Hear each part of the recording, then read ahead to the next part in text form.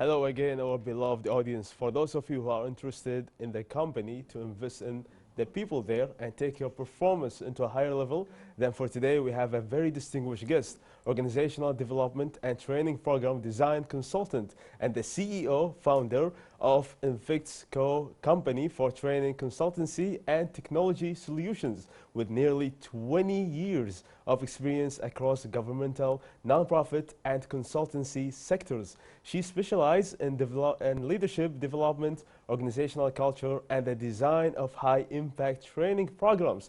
Please welcome with me Ms. Jameelah Ghazi Alotaibi, organizational development and training program design consultant. Welcome to the show.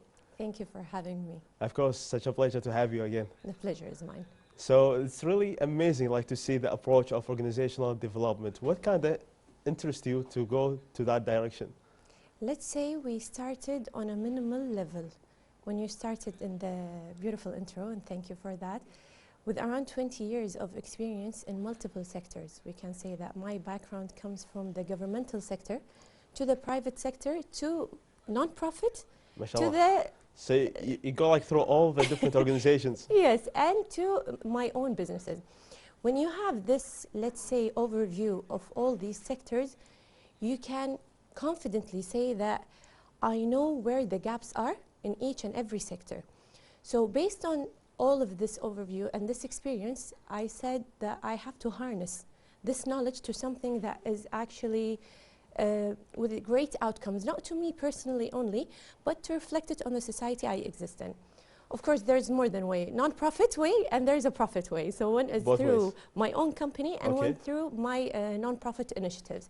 So based on these gaps, I noticed that all we need is to really invest in the human capital development, and not just by saying it in theory or let's say the trendy words to grasp attention, but to actually invest in humans and not see them as a cost, but to see them as like a machine. Exactly. See them as a real investment that is the actual engine of any entity that we're talking about. That's really beautifully. And every owner of the company, if he take that concept, then he can take the performance into very, very high level. What was one of the greatest gap that you have noticed through surfing in different organizations? If we're going to talk about, let's say, private sector or governmental sector, because there are, let's say, clear outcomes and clear tasks that they have. In the current days, we have a constant evolving environment. If we say, in the aspect of digital transformation, I can confidently say that the duration and the change is so fast that if you don't keep adapting yourself and adapting your skills, you will be left behind. And sometimes that could put a high pressure on the employee, thinking he has a specific target he has to maintain during the work. And sometimes they say one of the gaps they found in government is lack of creativity and also lack of empowerment. And passion sometimes. So the thing is, each sector has its own needs. And when we say if you're a training consultant or organizational development consultant, you have to be very detailed in noticing where the gaps are. Because if you misdiagnose where the gap is, I will deliver for you something that you do not need. And we will fall in the mistake that unfortunately many entities fall in, which is, let's say, short-term or hit-and-go training workshops. There are certain workshops currently that are there just for, for hearsay. Just we have that kind of set of tasks or let's say workshop that each entity have it just for looks, we can say. But the real change and the real challenges currently is really investing in humans to make them have a high adaptability and know how to communicate with others. So you have to have major sets, let's say self skills of how to manage yourself. Soft skills? The soft skills, you can break them to self skills of how to manage myself. And there are people skills of how I can manage my relationship with someone else and my surrounding. And we can say we have the organizational skills like change management and that kind of skills that make me adapt to the organization I am within, despite the fact if it's governmental, private, or even small businesses. Very nice. Like understanding yourself is going to make you very aware Yes. of the way that you communicate with others. And based on that, you can have like a great feedback on what you need to do in order to make your communication even better for Yes. greater result. And I Yes. think that's really a great message for managers. Sometimes when we talk about managers, we talk also about like leadership styles, Yes. different styles. Yes. What do you think is like the most appropriate style or like the perfect style that people should take in order to make their organization in a better shape? Personally, this is a very beautiful topic and really close to my heart because my MBA thesis from Maastricht University was based on this title. Very I nice. discussed the leadership styles Okay. and its effects, but not on private sector or governmental. No, I discussed the specific non-profit organizations' effect on volunteer retention and satisfaction. And what was really interesting is that if you want something to have real outcome and real honest Impact.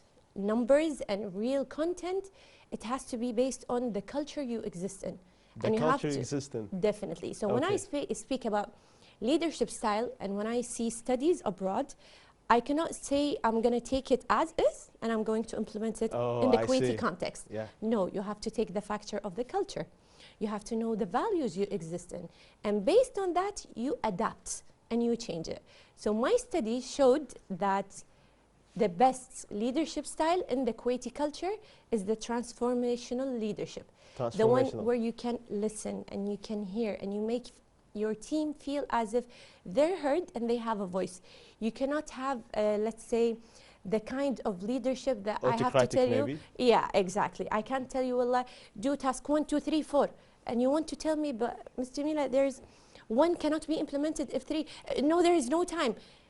This works in a certain setting, of course, because, you know, in the Like end, military discipline, probably. Yeah, exactly. but There like is not one fits all. I can't say there is a one way of leadership, and this is where I came up with my study. There is more than one leadership styles, and the thing is you have to adapt based on the individual in front of you and on the team on you're actually leading and the entity you are representing and your values. And I love that, Ms. Jameelah, when you mentioned the culture, because it's a very like important element when it comes to designing the program. And of Yes. course, there's other element as well that helping to make it like more measurable, more productive and Yes. impactful on the long term. So what other elements do you think is like very valuable when you're designing your own program?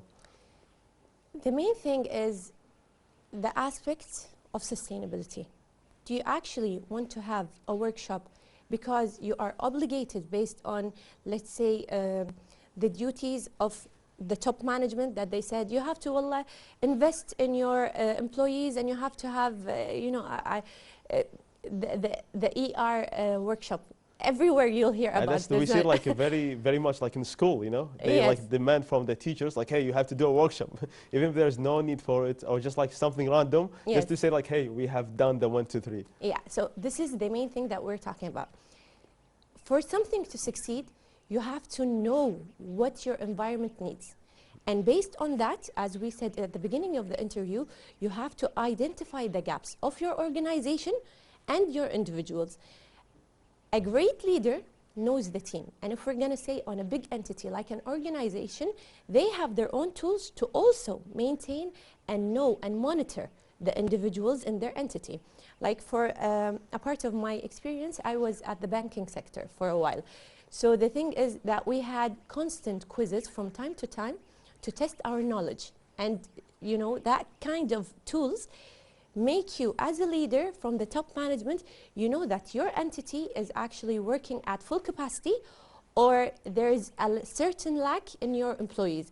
And based on where the lack is, the right program development and design need to fit where the gaps are, and I have to work on that to get a real human capital development, not just the theoretic one that we like to just say. That's really amazing. So you are like basically analyzing the performance of the employees in the company, and then you decide where's like the gap, so you can really design an impactful program that can fix it. I had one workshop recently, and I always work on that when I design my workshops in my own private company or even at the LMP.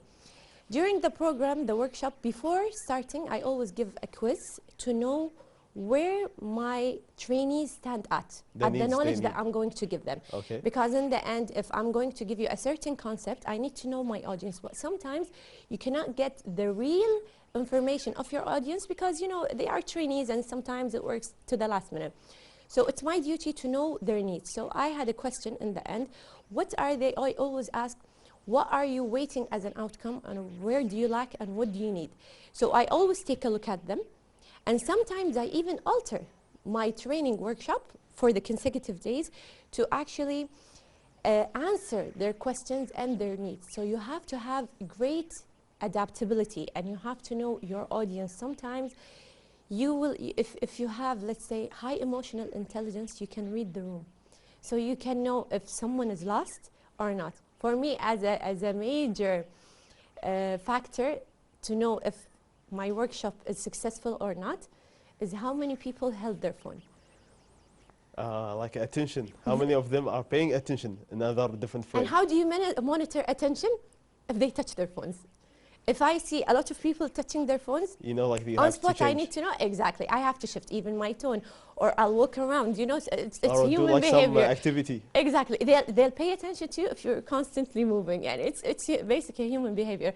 So you have to always be awake to the needs and listen and adapt. Don't be rigid. Don't say, La, wallah, I have certain outcomes that I need to establish and that's it. No, you have flexibility. You can establish your outcomes, but it's like we can see it as a pipeline. I will take 10 extra minutes for this point, but obviously people don't need this point as much as I thought they do. So there is a space for one more factor. And That's so really on. lovely. It means like for trainers, there is no like a certain box you can just fit in. Like it just depends on the room. Sometimes Yes. it can be a rectangle, sometimes it can be a circle, and sometimes it can be a triangle. Just see the rooms, read it, not only by listening, but also by observing with your own eyes. Definitely. So with that, like what's one final like message you would like the audience to grasp from your work that you do, or like for the companies that are seeking for some help or mentoring for their employees? When we say Kuwait's Vision 2035, or when we say UN's Sustainable Development Goals, these are all trendy terms.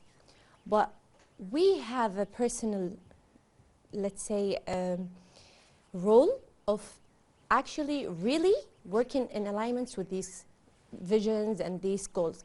So on a personal level, you have to always work on yourself. You have to always find the right professional workshops to enhance your skills, to always keep in alignment of this constantly changing platform and environment that we exist in.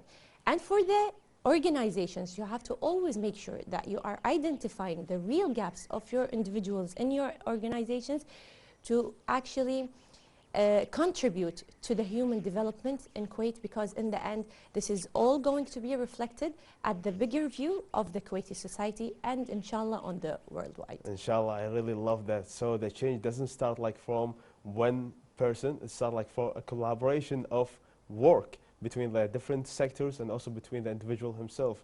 Take responsibility, do the actions, develop yourself so you can reach a better performance, and also for the companies and the sectors to work and invest in their employees. That's really a very powerful and amazing message. Thank you so much, Ms. Jameelah Ghazi Alotaibi, for being with us and sharing your beautiful journey through different sectors and what you have learned and how you can really help the different companies and entities to become better. Thank you for having me today. It's our pleasure. And now, dear viewers, we're going to take a quick break. But before that, every year we enjoy a new and enjoyable adventure in Kuwait by visiting one of the distinguished exhibition expo, where you will discover the world of innovative interior design and be inspired by new ideas for your home and give yourself the opportunity to enjoy a unique adventure full of inspiration in Kuwait. The Kuwait International Fairground is in Mishrif, serving as a strategic hub for commercial activities in Kuwait. It is considered one of the largest and best equipped venues for hosting a large-scale exhibition like the private one we recorded. So let's take a closer look at the report, and then we're going to be back with our colleague Abdul Aziz.